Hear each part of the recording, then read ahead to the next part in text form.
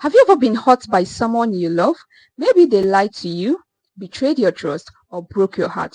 You want to move on, but the pain lingers. You keep replaying the hurt over and over again.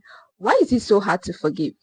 Welcome back to Intimacy Insights by Anais, where we talk about love, relationships, personal growth, sexual health, and all things related. If you're new here, welcome to the family. This is a safe space where we have real and honest conversations about relationships, marriage, healing, and everything in between. So if you love content that helps you grow emotionally and build stronger connection with your partner, make sure to hit the subscribe button and turn on your notification bell so you never miss any video from us. And to my returning subscribers, thank you so much for being part of this journey. Your support, your comments, your likes, and your stories means the world to me. Together, we are building a community where we learn, heal, and support one another. Today's topic is one that touches every relationship. Forgiveness. Why is it so hard to forgive? And how do we actually do it? Whether it's forgiving a partner, a friend, a family member, or even yourself. We will talk about the steps, the psychology, and even the wisdom from Stoic philosophy that can help you let go of the pain and move forward. Forgiveness plays a huge role in emotional and physical well-being. And here is something you might not know.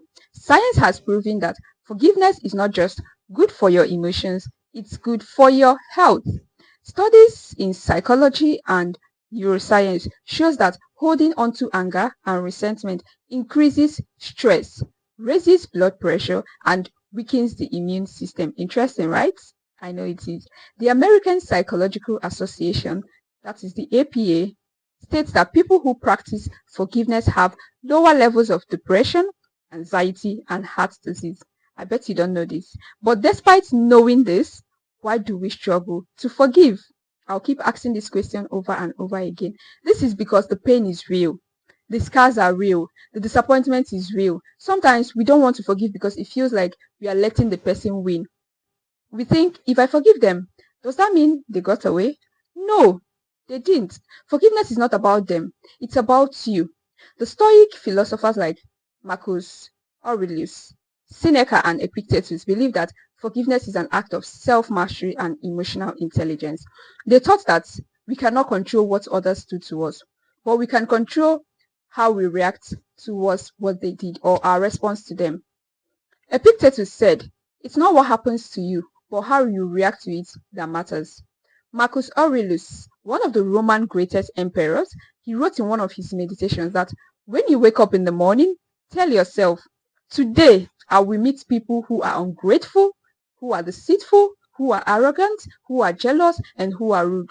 They are like this because they do not know good from evil. But I have seen the beauty of good, and I will not be harmed by their action.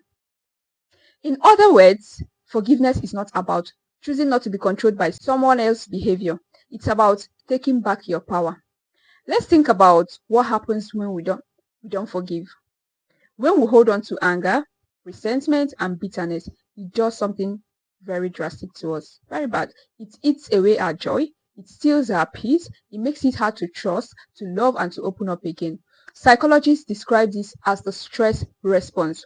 When we replay painful memories, our brain releases cortisol, the stress hormone. Too much cortisol can lead to anxiety, depression, weight gain, and even heart problems. I bet you don't know that unforgiveness leads to weight gain. Unforgiveness is like carrying a heavy backpack filled with stones.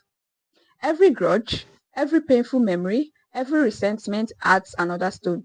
Day after day, the weight grows heavier. And the sad truth, the person who hurts you may have moved on. They may not even realize how much pain they've caused you. But you're the one carrying the weight. Does that make sense? So today I want to help you put that backpack down. But how do we do it? How do we actually forgive? Let's talk about the steps. Step one is acknowledging your pain. The first step is being honest with yourself. You cannot heal from what you refuse to face. It's okay to admit that hurts me, that broke my trust, that changed me. You have to let yourself feel it before you can release it. The second step is make the choice to forgive. Forgiveness is not a feeling, it's a decision. If we waited until we felt like it, We might never forgive. But the truth is, the act of forgiving comes before the feeling of peace. Think about it this way. Imagine being chained to the person who hurts you. Every day, your mind goes back to the pain, to what they did to you, to what they said to you. Forgiveness is unlocking that chain, not for them, but for yourself. The third step is express your emotions in a healthy way. Sometimes the pain is too deep to just let go overnight. That's okay. Find ways to process your emotion. Write a letter even if you never send it. Talk to a trusted friend, a mentor, or a therapist. Pray, meditate, or practice deep reflection. You don't have to carry the pain alone. The fourth step is set boundaries.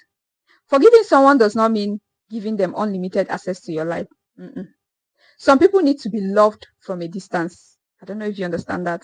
Some relationships should not continue after forgiveness. There's a difference between forgiveness and reconciliation. You cannot forgive someone and still choose to move on without them. The fifth step is release the pain.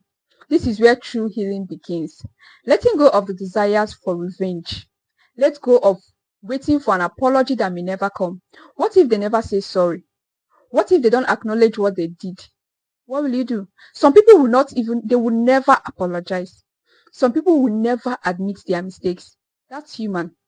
But ask yourself, do you want your healing to depend on their apology?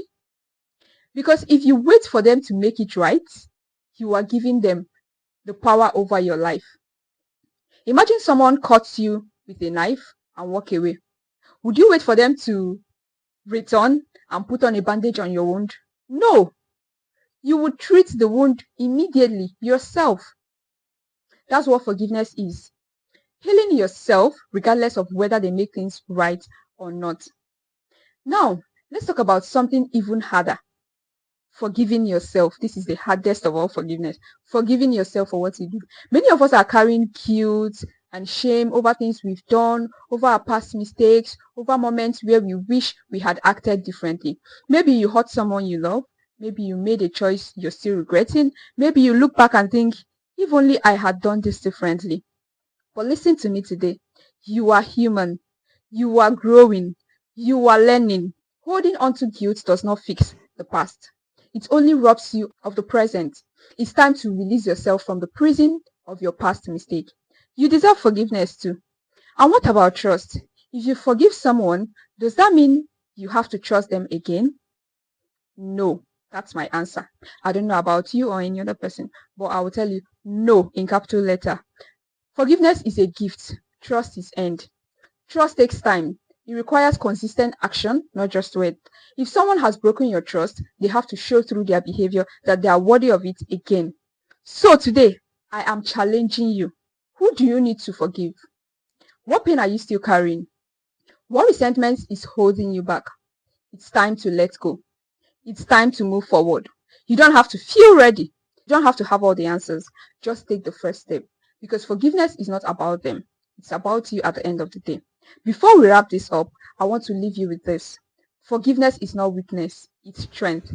It's a choice to free yourself from the past and step into peace. You are not defined by your pain. I want you to know that. And you are not defined by what others did to you. You have the power to heal, to grow, to move forward. If this message spoke to you, let me know in the comments. What's the hardest part about forgiving for you? Let's talk about it in the comments. Let's engage. I will read every single one of the comments, and your stories may help others who are struggling with the same thing. So thank you so much for watching this video. If you found this video helpful, don't forget to give it a thumbs up. Subscribe to our channel.